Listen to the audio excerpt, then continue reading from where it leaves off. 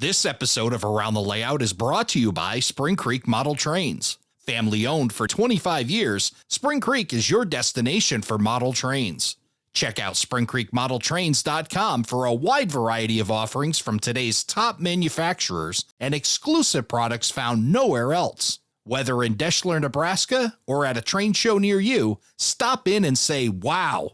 To see where they'll be next, visit their website at springcreekmodeltrains.com. Home Shops is pleased to announce the first annual Freelance Forum at the Colorado Rail Proto Meet, September 27th and 28th in Greeley, Colorado. Come join this gathering of freelancers with models on display, clinics, and freelance trains running on the amazing Colorado Model Railroad Museum layout.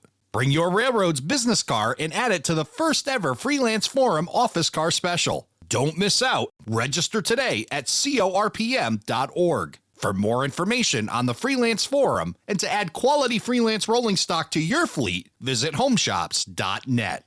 This episode of Around the Layout is brought to you by scalesigns.com. From trackside to roadside and wherever you'd see a sign, Scale Signs has it all. With over 1,400 offerings in N, HO, S, and O scale, Scale Signs has the largest collection of fine scale signs on the planet. Come see the details that bring your models to life on their website, scalesigns.com.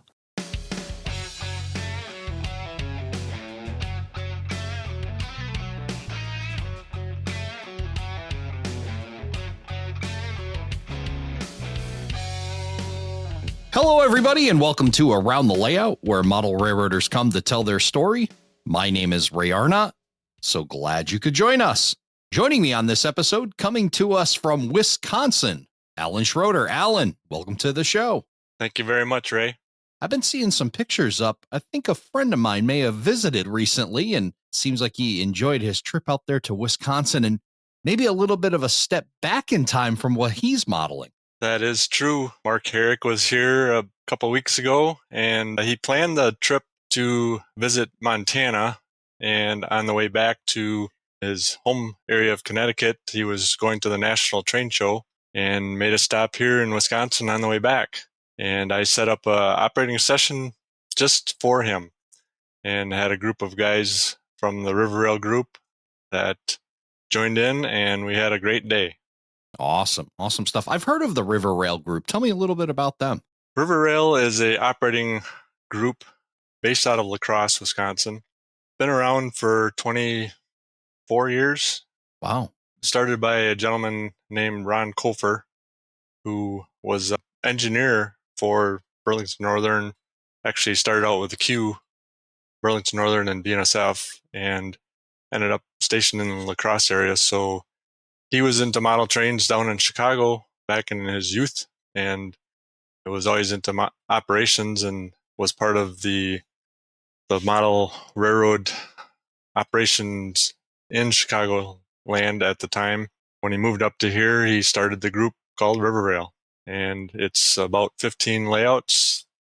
We do round robin sessions based on, availability of operators, and we've actually got a very nice website called riverrail.org that we as owners, layout owners, can post sessions, and members of the group can sign up for the session on the call board. So it's very, very easy to post and to sign up. Oh, that's really impressive. What you said, 24 members in how many layouts? There's 15 layouts. There's probably close to 40 operators that are fairly regular. Oh, 40 and 15. That's really good. And about how far spread out are the layouts? Most are local to La Crosse. There's a layout in Rochester, Minnesota, or actually Zumbrota, Minnesota, which is about an hour and a half west of La Crosse. And Bob Welke's Wisconsin Upper Michigan and my BN Marias Pass are about an hour and a half east of La Crosse. And that's kind of the range of layouts. Well, it's good that you got a good operating group and active and a lot of layouts to choose from. And when did you start to get involved with that? It was back in 2004. I was in La Crosse for the La Crosse and Three Rivers train show. And the River Rail guys had a display layout, kind of a switching layout there, and got to talking with them and found out they were into operations. And I was into operations too from my previous club experience in Wapaka. And so one thing led to another. They invited me to come to a session the next weekend. My first session within the River Rail group was at Neil Rogensack's Montana Northland, and had a great time, and just it's expanded from there. Go to all the layouts at least once a year. I try to, and try to host 6 to 8 sessions myself here. And this is actually my second layout, or actually my third layout within the group. I've moved twice in the span of the 22 years or 23 years now. Wow. Let's go back a bit and start talking about how your model railroad journey even began. Well, it really started when I was a young lad and growing up in Wisconsin, Camp Douglas, Wisconsin. And the town had 2 railroads that went through it. The Chicago Northwestern, which actually ran through the farm I grew up on, and the Milwaukee Road, and they crossed in Camp Douglas. So I saw a lot of trains as a kid growing up. And I remember some of my earliest memories was at a babysitter's, which was across the field from the Milwaukee Road. And I would get up on the couch and look out their big picture window to watch the trains go by. And so the bug hit me early. And 2 of my sisters actually were involved in getting me started into model railroading. My sister Barb and her husband built a 4x8 layout for me as a 7-year-old kid. And I had that in my bedroom and ran circles around that thing for years. And my other sister, my oldest sister, was married to somebody that worked for the Milwaukee Road. And so the influences were there, and I would go visit her in the Twin Cities and go to train shows with my brother-in-law. And so the influences there were strong. And then my layout was actually a loop with 2 turnouts that created a figure 8 off the loop. And it had a mountain on it that my brother-in-law made from overspray of spray foam that his company that he worked for used when they cleaned out the guns. And so he had this big blob of foam that he cut a tunnel through, and so I had a tunnel with this mountain, and the figure 8 went around it. And I actually had a lifelike operating logging mill, it was called, that had logs that rolled down and down the chute and loaded the car. And then I also had the Tyco push the button and the logs would unload off that car. And so my first operating experience really was on that layout, because I would pretend I was running a train from, say, Madison to the Twin Cities, and I'd go around the loop 4 times, and I was going from one town to the next, and I'd stop and dump logs or whatever, and then I'd go around 5 times, and now I'm in the next town and kind of do it again. And so that was kind of my first operating experience, even though it was very rudimentary. Early on, you kind of had an idea of what the railroad did. You may had to have simulated the travel, but yeah, Right. you kind of, it wasn't just around that they were actually going places and doing things. That's right. And I'm not sure how I figured that out, but I guess seeing the trains go by all the time, you knew they were carrying something, so you just pretended that's what you were doing. I started out with, cheap Tyco stuff and ran loops and loops, and I must have had 100 miles on that. It was an ICG locomotive. I can remember that, the red and white, or orange and white. Put thousands of loops on that thing. That was the start of my model railroading. From that, where does your model railroad journey take you next? You were young then, and you had this Yep. loop. What was next for you? So in high school, I was at the county fair showing cattle, beef cows, or beef steers, and was talking to a friend of mine, and somehow we both found out we each had model trains. And so for the next 3 years, I would go to his house and help him with his layout, and we would just talk trains and go look at trains and go rail fan, and just kind of had that connection. And some of my modeling started improving, started buying more Athearn blue box type equipment, started doing some scratch building of like cattle pens for loading stock cars and that type of thing, and just starting to gain some skills. His layout was like a 8x10 type of layout, and he was doing some scenery, so I was helping with the plaster, and so just starting to learn some skills there. I mean, we did that for 2-3 years, and while we were both in high school yet, there was a small club started in New Lisbon where we both went to school, and they got a building given to them by the city of New Lisbon that we started building a small layout in, and then bought a portable layout that we took to a couple shows. And so that was the start of the show thing for me, going to shows and running trains, and actually gave us both of us a chance to run longer trains on a bigger layout. So that was kind of the spreading of the roots, so to speak. And to this day, Dan and I are very good friends, and we both actually model the Burlington Northern at different locations, different eras. Oh, excellent. Lifelong friend made from model railroading. Now, you, I would have to guess, were pre-internet and didn't have all that information at your fingertips when you were in your teenage years. Where were you being influenced from, and where were you getting your information from? Mostly the model railroader. I was subscribed to that from an early age, and actually my parents, I think, subscribed that to me when I was still in grades or middle school. And so that was really my access to information, and then going to some train shows and going to a hobby shop back when there was hobby shops locally, and just seeing the things that were coming out, and some of the scenery materials, and the equipment was changing, and I was trying to change with it, trying to get better equipment. Some of the Athearns, and my friend Dan and I would dress them up. We'd buy the detail parts and put them on and paint them up, and I had a lot of fun doing that.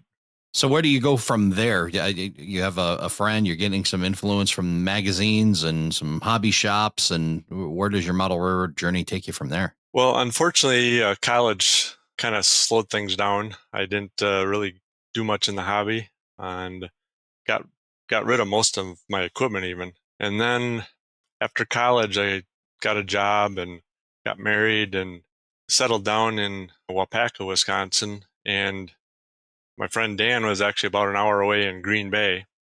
And so we started kind of connecting again, and I would go to his place, and he was doing a lot of painting of equipment and that type of thing. And so we were kind of commiserating like that. And I built a little loop in my one stall garage at the apartment that we were renting. And it was just a loop with 2 passing tracks. And Dan would come over. He had a Dynatrol system, and we'd run trains in opposite directions and just have a ball doing nothing, just running trains in a circle. But we were able to run trains. And then it was in 1991, I was at a train show in Waupaca. It was actually their second train show that they were hosting, and met the guys that were hosting the show. And the next week I was part of the club, paid my dues, and I got involved in the Waupaca area model railroaders. And that group was really where I started to branch out and flourish as a modeler. Initially, the club was meeting once a week on Thursdays at Willard Wild's place. He had a 20 by 36 outbuilding that had a large layout in it. And then they added on kind of a work area, crew lounge area, if you want to call it that. So every Thursday night I was out there working on models, working on the layout. His layout was all hand laid tracks, so I was learning how to do that. Learning how to build turnouts, doing scenery work, building some buildings, and it just helped grow that zest and love for the hobby.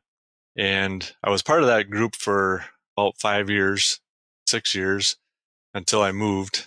But that's really where, the club had a portable layout too, that we would go to 8-10 shows a year. And so that's where I was able to really build my collection of trains to start. I'd go to a show, buy, 8-10 kits and start putting them together, buy an engine or two now and then.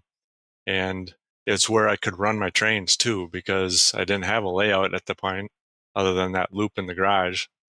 The layout was unique because it's not the typical 2 or 3 track racetrack around in a circle.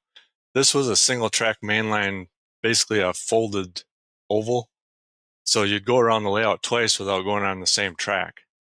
And it had, scenery separations between the two tracks. So it was really kind of a unique layout. And it was representing the old Sioux line from Stevens Point to Fond du Lac. Well, the structure of the Walpaca Model Railroaders is kind of interesting to me because it sounds like it was like privately owned layout, right? But it was more of a club that was working on this privately owned layout. Am I understanding that correctly? Yes, that's how it kind of started. And at some point when I was still there, it gravitated to weekly kind of a round robin. And, different people would host that week and you'd work on their layouts. And usually once a month, there was an operating session at one of the layouts. And so, again, gaining different kinds of experiences, operating on different layouts with different type of operating schemes, just kind of help build that base of knowledge. Hey, that would have to be very diverse. You have different owners, different layouts, probably different approaches. And Right. I would imagine they were quite a bit under the control of their layout and what they wanted on it for scenery and those kinds of things. So I'm sure you got to learn different techniques.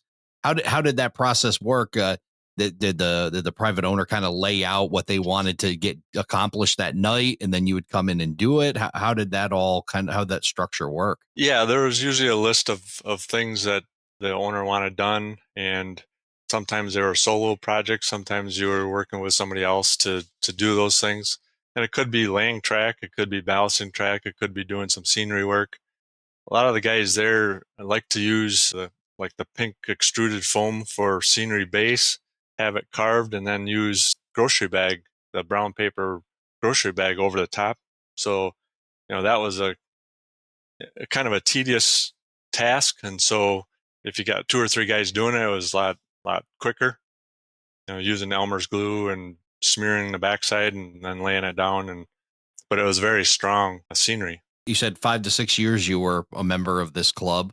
Right. What would you say the biggest lesson was coming out of that? I would just say that, the diversity of layout types, whether they were switching layouts or, kind of mainline and, industry along the line type of operations. Also, how the operation was done. Was it car cards? Was it switch lists? Those types of things. Dispatching, all of that. It was just kind of learning all of it at a different person's or different level of experience. Did you have a favorite layout? I would say I enjoyed Roger Hildebrandt's Evergreen and Allen Crick. His layout was unique in the sense that he started out building he had an A-frame house and he started building in one room. And I think he's probably added onto that house 5 or 6 times. And every time, he expands the layout into a different room. And, it was multiple levels, and it was just a unique and fun layout to operate on. You mentioned quite a bit, going back about your loop layout. Do you recall the first time you saw in person a layout that was more point to point? I would say in the Wapaka group, there was a layout like that. Actually, Rogers was a point to point. I think he at one point did build a connecting track between the two ends, but for operations, it was point to point. There were a couple layouts like that. Another one that I really liked in the Wapaka group is Arpad Eiler's Freedom Railroad. That's a very large double deck point to point layout as well. And I was recently there for some operating sessions in the last year. I was probably there 3 or 4 times, and his scenery is fantastic. If you've ever tried casting rocks, he's probably got 200 pounds of plaster or more Wow. in that thing. I mean, he's got rock walls that are 20 feet long and 4 feet high. I mean, it's just amazing what he's done. And again, it's round robin, so guys come over and help him, and it gets done. Well, I think that's the key words, right? It gets done. And what an amazing way to build a layout and make it achievable is to have a group like that being able to help you get there. Right, exactly. So you spend about 6 years at the Walpack of Model Railroaders. When do you leave the group and you move away? Where does that take your journey next? So I moved back to where I grew up, and I was working for a company in Plover at the time, and I was able to move to a location in Sparta, Wisconsin, which is between La Crosse and Reedsburg. So I got to move back to my home area and actually moved to a little town called Hustler. And my wife and I at the time built a 1,500 square foot ranch style with a full basement under it. And that was the start of my very first real model railroad. So that was in 1995 that I moved, late in 95. And in 96, we started building the house, moved in 96. And in 97 is when I started the actual build of the layout. Guys from Opeka would come down a couple times. First time they came down, we had all the bench work up for that layout in one shot. It was a double-decked layout in a 13 by 31 space around the walls with a peninsula up the center. The peninsula was single-decked, but the around the walls was double-decked. Helix was in a separate utility room, and staging was underneath the peninsula. At that time, I was modeling Burlington Northern from La Crosse to the Twin Cities. And so I included La Crosse Yard and like 3 or 4 towns along the line to the Twin Cities. Now, early on in your life, you mentioned the Chicago Northwestern, you mentioned Milwaukee Road, but how does BN get into your life? Well, that's a good question, because I started out modeling Milwaukee Road when I was first collecting real trains, Athern and such. I was buying Milwaukee Road stuff because that was the railroad that I liked that was in my hometown. CNW just didn't trip my trigger for whatever reason, but Milwaukee did. And I was modeling Milwaukee until I went to the La Crosse train show, and at night we sat at the Grand Crossing. And the Milwaukee, well, it was the Sioux line at that time, might have run one train, and the BN ran like 10 or 12 of that evening. And it's like, this is what I want to model. I want to model a busy main line. And so I made the choice to switch to the Burlington Northern. So the quantity of trains got you hooked on Burlington Northern. Definitely. And I like running big, long trains. Even though I do like switching, I just like watching big, long trains snake through the scenery. Did that send you on a path anywhere of learning about the Burlington Northern and into research mode, or was that did that come in a little bit later? It came in small trips to La Crosse just to sit there, not during the train show event, but just other weekends. I'd run up there and sit there and take pictures and just and take it all in.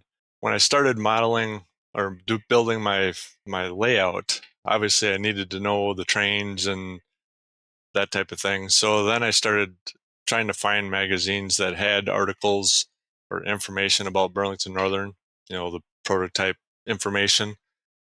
Rail News, I think, had a couple good articles on train numbers and number of cars in the trains and those types of things. So when I saw them, I would buy them and kind of research that way. I had mentioned Ron Kofer, he was an engineer for the Burlington Northern, so I'd pick his brain on different things as I was trying to set up operations for the layout. So it's just a combination of sources of information. And then obviously the internet started to become more of a thing in the late 90s when I was really starting to build the layout. So I could surf the internet and try to find some things as well. So you mentioned that you build this house, a 1,500 square foot ranch. Ranch is a great way to go about it. Nice long basement, right? Absolutely. As you're building this, the house is going up. Talk about how you start to develop a track plan. Is it in your head, or you got it on paper? Combination of the two. How do you start to head towards your first layout and get it planned out? Once I knew the space I was going to have for the layout, obviously I didn't take the whole basement. I took part of it. I started sketching graph paper, what would work, what would fit, how would I lay out the towns, etc. And it didn't take long. Once I had the idea of what I wanted, I started building. And like I said, I got the Wapaka group involved. They came down on a Saturday, and 4 or 5 guys, and we glued and screwed and mounted a bunch of benchwork pieces, and I was off and running. And so with that layout, I used 3/4 plywood with homosote that I cut for roadbed. And then I used the extruded foam and brown paper sack scenery forms for my scenery base. Never did get to this, finished scenery. I never ballasted track there. I had a few buildings that I built, but I didn't progress as far as I would have hoped I would have on that layout. But shortly after I started building, well, back in 2004, so I had started building in 97.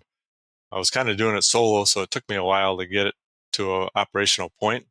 I was starting to operate it and thinking, well, how am I gonna get guys here? And I was, like I mentioned, I was at the lacrosse train show in 2004 and ran into the Riverrail guys, and that was in March. In April or May, I had them down to operate, and they knew I was into operations based on what I had built, and so it kind of took off from there.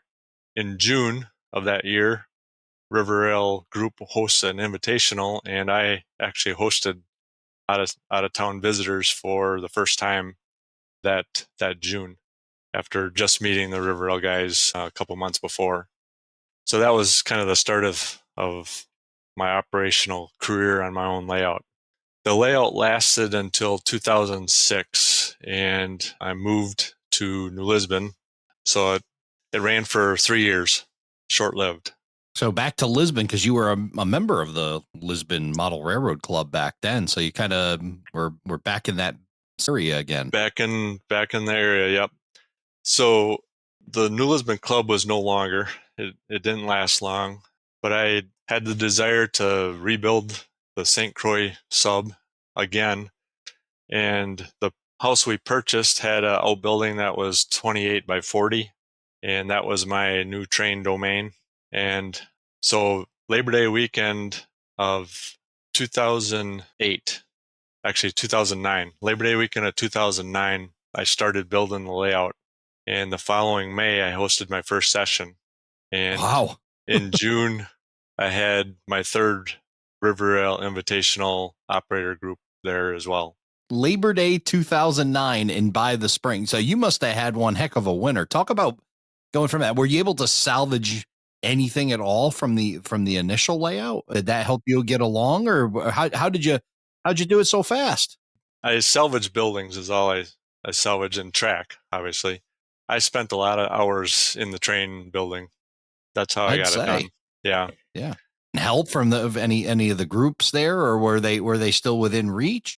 The Riverrail guys would come and help me lay track and do wiring and that type of thing. I had some outside support.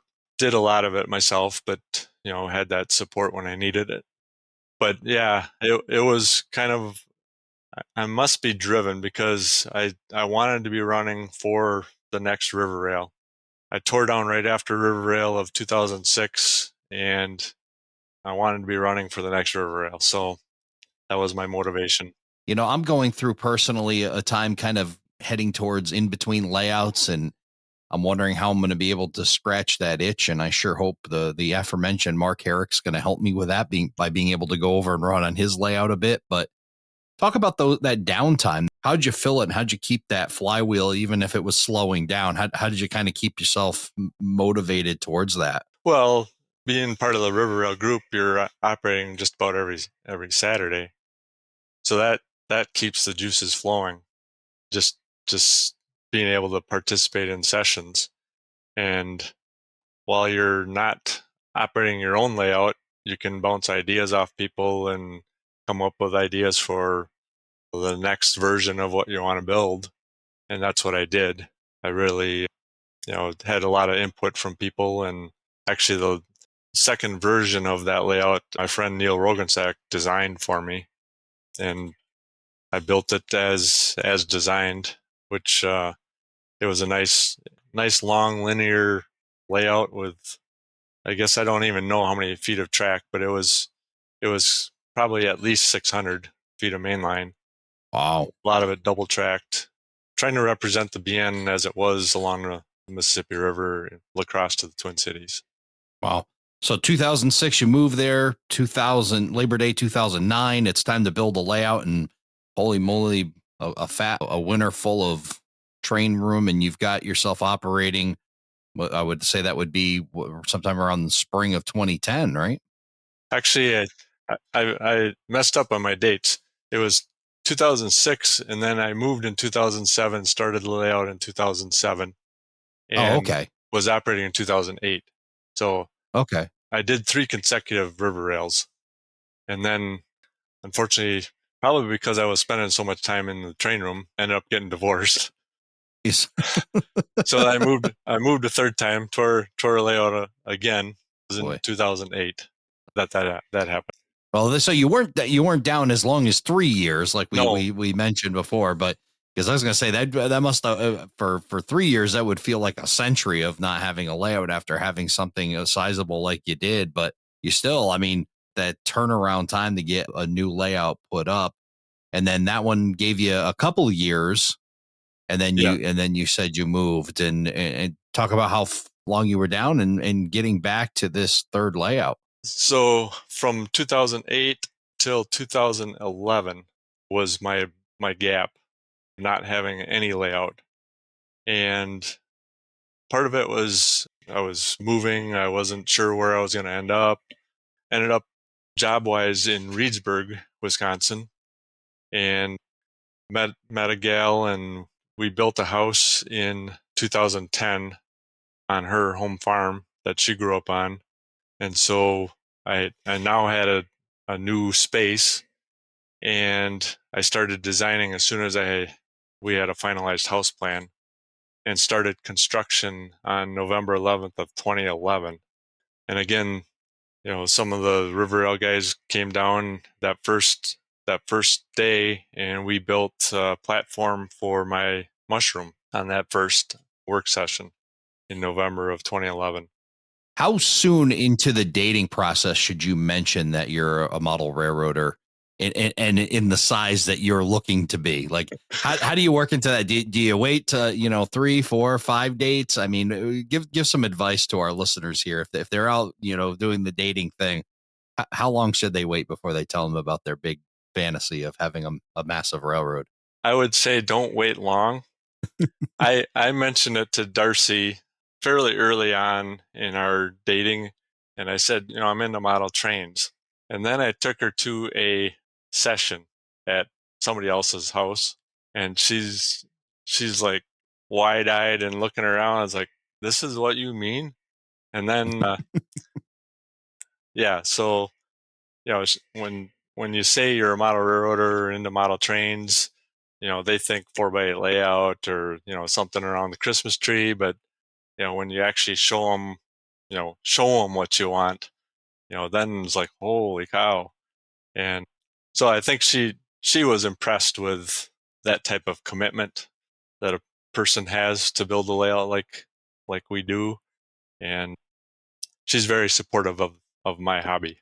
It's key, isn't it? I mean, you can't be pushing against it. You got to have somebody that understands and your passion, and even though they may or may not participate, at least they can understand you a bit more. And it's definitely great to find that person. Absolutely. And in fact, her support of the hobby was so good that for Christmas early on in our relationship, she bought me a Burlington Northern F9 with sound. Oh And wow! I'm thinking, how in the world am I going to incorporate this into my 1990s Burlington Northern, running along the Mississippi River? It's like, you know what? This is a good reason to model out in Montana as an F unit helper set. Even though they were gone by then, I could fudge just enough to make it happen. So Darcy's purchase of an F9 is how you get to Montana. That is correct. It's all No her kidding. fault. It's all she completely relocated your model railroad from all this love and all this, because that's why I was starting to wonder. I'm hearing a lot of Wisconsin moves, and grew up there, everything. And we've asked Mark Herrick the same thing. How does a guy that grew up in Windham, Connecticut end up in Montana? For Right. you, it was a locomotive purchase that takes you out there. That is correct. But I have traveled to the area on the Empire Builder, and it is just a beautiful piece of the world. And so trying to recreate that is, definitely a motivation for the layout. I like visiting the Essex and Whitefish, Montana area. It's so beautiful. The scenery is just gorgeous. Having the trains run through it is a plus. There's a couple spots that I've gone and rail fan that, it's just you can't put it to words. It's just a great experience. But you're way ahead of the period of time, because you model 1985 to 1995 on your layout.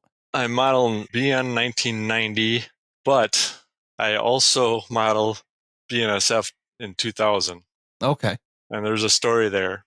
I was toying with the idea of doing a second era, and a friend of mine had a BNSF layout. He was modeling a proto freelance, like Spokane to Sandpoint, the Kootenai River sub area. And he was part of the Riverdale group and hosted sessions, and he decided he was going to sell his house and move to a retirement home. And he offered me his BNSF rolling stock and locomotives at a pretty reasonable price, and I couldn't turn it down. So that's why I model two eras. When we talked to Michael Gross way back, I learned this great concept, art is a form of protest. And I think we sometimes take our model railroads and we protest the things that have happened in this world, and especially mergers and acquisitions, right? But you're not protesting. You're okay with this whole BNSF thing by the sounds of it. I am, especially the early BNSF, because of I like the colors, the phase one paint scheme. I really like that with the circle cross. I think Santa Fe was a good railroad. I know BN was a good railroad, and I think the combination makes it a even better railroad. Just my opinion. So you're saying a guy like me who's starting to love NS should maybe accept what might be coming down the line and not feel so bad about it? Is that what you're saying? Yeah, time will tell, but yeah. Yeah. Well, I know we'll see what the Surface Transportation Board says about it, but yeah, right, we'll right. go from there. Yeah, I know a lot of people make fun of BN modelers and BNSF modelers, from the Santa Fe side, but we're all modelers, and we all love the colors that we like, and Cascade Green is my color. It's funny how we treat them like sports teams, doesn't it? Like it's like a like a loyalty to a sports team, to that flag, and right. Whether it's fallen or not, we still want to fly it. Right. Exactly. Yep. Talking about this era of 1990 BN, and now you're moving from Wisconsin to an area you've seen before, but you've never really lived there. And correct. Talk about learning about, before you even start to build this layout. Where did you start to gather all that from? Well, having taken a trip out there a couple times, spending time in Essex and taking a ton of pictures, again, trying to find information on the interweb and magazine articles. If it had anything to do with Marias Pass, I was collecting it, it seemed. And I just was able to put it all together, obviously visiting the area and understanding where things are at. And then, utilizing a couple of the videos, one from Pentrex called Across Marias Pass, which is actually from the 1990 timeframe, and seeing the trains and the locations, and then going out and visiting those same locations in person. It's like that it really tied it all together for me. Now there's newer videos from 7 Idea Productions that has some drone shots of the snow sheds and the bridges, and it's just really, really good information at your fingertips, really. And having those DVDs has helped me, make sure what I'm putting down in the basement here is, representative of what's out there. So talk about this. You mentioned you started to build this layout and then you decided on a mushroom design, and mushroom is kind of neat to me. Like I have to like try to get, it's hard to envision for me. And I'm not sure about the rest of my listeners, or if there's some out there that also try to, see it on paper and try to like live it. What brought you to the mushroom design, and what inspired that for what you were going to build? Well, probably the biggest influence was Neil Rogan-Sachs' Montana Northland, part of the River Rail group. He was a mushroom design layout builder, and seeing how he did what he did kind of inspired me to do what I did here. Plus, there were a couple other things that played in my mind. One was my first layout in Hustler. In order to get into the train room, I had a sort of a duck under on level 2 and a swing gate on level 1. And I had more than one incident with the door getting popped open while a train was going across it. And so I didn't want one of those. And my second layout in Lisbon had a nod under, so it was like 56 inches, but it was still just enough pain in the butt to get into the train room and carry materials in and all of that. So this layout, when I designed it, I do not want either one of those. So how do I do that? And the design was that the Marias grade was to get the main line up over the doorway. Well, that's 84 inches or so. Well, what do I do beyond that? That's why I built the mushroom, to get up on the platform to be able to see the layout at a normal height. You said you had some River Rail guys come over. They start to help you do this. Talk about the entire construction process and where you're at right now. So I mentioned my first layout was 3/4 plywood with cut homosote for roadbed. My New Lisbon layout, the second layout, was homosote spline. And this layout, I adopted the technique that a lot of the River Rail layouts have, and that's the 5/8 drywall with extruded foam roadbed or cork roadbed. You could do either one. I chose extruded foam because it's inexpensive. And so it's a third type of construction. The benchwork is made out of Baltic birch, 1/2-inch Baltic birch that used to be available at a local box store, not so much anymore. But anyways, cut that into whatever dimension you want. A lot of my benchwork is 2-inch, some of it's 2.5, some of it's 1.5.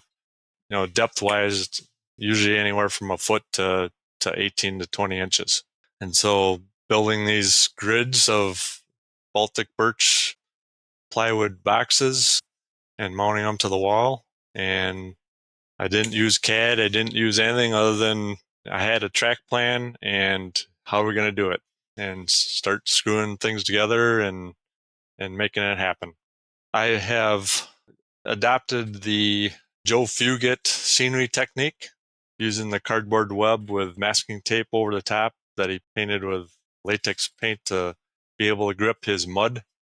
The mud is a concoction of vermiculite, patching plaster, and Portland cement. It's a very hard shell, more or less. As long as it's thick enough, it holds up well. If I didn't get it thick enough, it likes to chip a little bit when it's bumped along the edge of the layout. But otherwise, it holds trees really well. I don't have to glue any trees into the scenery base. Just poke a hole in the awl and drop the tree in, and it's there for eternity, I guess, or until the layout comes down. The layout started out in a room that was 600 square feet, and a couple years into the build, we added on to the house.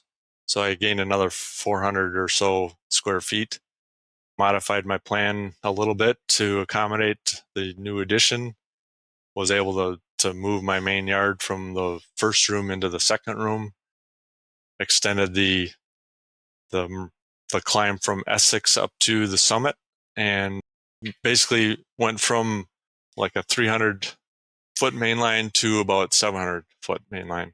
Addition for room upstairs, or was it room for downstairs? It was a combo. we did realize shortly after we built the house that we needed a little bit bigger living area, so we built a great room onto the house and have a fireplace and a TV in there and that type of thing. So it was sort of a necessity upstairs and a unique opportunity in the basement. A very convenient opportunity, right? Yeah, Exactly. it worked out. It worked out well for both the upstairs and the downstairs. Add some more layout. Yes. So as you're doing your track plan and understanding the area, what were some of the things that you knew you had to include? I mean, the scenery, as you said, I've seen many a photo, and of course, Mark has shared a lot with me, and through his work with the Montana division. What were the things that were like, I definitely have to have this as part of my layout? Well, there were a couple things. Obviously, some of the bridges that are part of that area, that was important to have. I wanted the area that has the tunnels that are kind of back to back to back along the Flathead River. So I wanted to model that. I wanted to model Bedrock Canyon, which also has a tunnel, but it has kind of a unique cliff face, rock face. I wanted to model that. Obviously, I needed a couple yards, so I built my main yard as a whitefish yard, and I also have a Columbia Falls yard. I've used some modeler's license in both, well, for the whole layout. That area doesn't have a lot of industry, but I've created a lot of industry, especially in the 2-yard towns, to create, some operating opportunities. And then my third town with a small yard in it is Cutbank, which is the easternmost modeled portion, which is more out in the plains of Montana. And so grain elevators and the ability to have covered hoppers loaded at the elevators was high on my list also. What is your favorite part of your layout? I have a couple favorites. It's like picking kids, Yeah, right? Yeah, it's like, which one's your favorite, right? Yeah. I have a spot where you're underneath the mushroom and there's no room light in there. It's just the layout lighting. So it's very moody back in there, kind of dark. And that's where my tunnels are and my bridge over the Flathead River. So I really like that area. My other favorite spot is I have 3 snow sheds on the climb up to the summit. And that area, I think, turned out well scenery-wise. So I like that area. So what point is your layout at as far as completion? So 100% of the track is done. It has been for a long time. I actually started the layout in 2011, and my first operating session was in 2017 with the River Rail group. So it took a little while to get there, and track is 100% complete. Electronics are most of the way there. I still have some turnout motors to install, mostly on spurs that I want to have electric locks on. Right now they're all ground throws, but I want to be able to have the dispatcher grant authorities, then unlock and be able to throw the turnout. And scenery wise, I'm probably, I would say about 70% done with phase 1. And then phase 2, with more detail, hasn't started yet. I have a few buildings. Most of them came from other people. Buildings aren't my forte. I love seeing kit bashed and scratch built, especially big industries. I just can't put the vision to the actual work. So that's something I have to improve on because I need to start building some buildings for my layout. Otherwise, my operating plan is pretty well where I want it. Op sessions are, I just completed my 52nd one on this layout when Mark was here. And, I try to have 6 to 8 a year with the River group and with outside people that want to come. I've had 2 requests in the last couple of weeks for hosting people for a session. So it's exciting. That's why we build it. Can't come to life until people are here. So that's why I built it. You mentioned that buildings are your Achilles heel. What is your strong point? What do you think or even what's your most favorite part? Or are they both the same? I would say scenery in general is my favorite part. I enjoy all aspects of it, including ballasting track. That's kind of a weird thing, but I find it very relaxing to ballast track. And I have a different technique than most people, I think. And I don't know, I like painting my backdrops. I really enjoy doing the static grass, scenery material things. The Martin Wahlbergs of the world have made scenery a lot of fun, very realistic. So I appreciate those vendors that can do that for us as model railroaders. I have a passion for a lot of trees on the layout, and somebody asked me the other day, actually today, I had a visitor here, and I think I have over 4,000 trees on the layout. Holy moly, Yeah. that's a lot of trees. Now, are they handmade or have you purchased? Is it a combination of the two? How do you get to 4,000 trees? Mostly purchased. Call up or email the vendor and say, I want to buy a lot of trees. What kind of price can you give me? I guess, yeah. So, and they show up on a truck or something. 4,000 trees. That's a lot. That's amazing. They came direct from Korea via a box that was like 3x3x3 on the UPS truck. So nice. Yeah. Nice. Yeah. I mean, sometimes it is, you talk about when you build a layout your size and you want to get to be able to operate it and get some scenery done. I mean, sometimes you do have to do some farming out. Right. When I started trying to make some trees, and Darcy actually said, just buy them. You don't have time to waste trying to make trees, and if you can make 20 in an hour, I mean, you can buy that money and spend that hour doing something else. So her support of my hobby has helped in that decision. Yeah, well, she's certainly helped guide you into Montana, and now she's helping you move your scenery along and exactly and be able to accomplish all this. So you're getting a great support system. You've got a great layout. I've seen a lot of great photos from it. A member of the group. We'll share that link on our website, aroundthelayout.com/173. We'll also share some photos of Alan's amazing Marias Pass layout. And we will be getting Alan back on the show because I know a guy in Sebastian, Florida, who is chomping at the bit to start asking you about operations. And notice I stayed away from the operations questions because we have an entire episode that we're going to devote to learning more about the Marias Pass. And Alan, how you've now taken this amazing layout and made it come to life with operations. So I'll look forward to having you back on the podcast very soon. But until then, thank you so much for coming by and telling your story. Thank you very much, Ray. I enjoyed our time together. Thank you for joining us for this episode of Around the Layout. Learn more about today's episode, check out past shows, and much more on our website, aroundthelayout.com. Show your support by becoming an operating crew member at aroundthelayout.com/crew. Follow us on social media, aroundthelayout.com/social. And send us your feedback, aroundthelayout@gmail.com. Thanks for hanging out with us around the layout.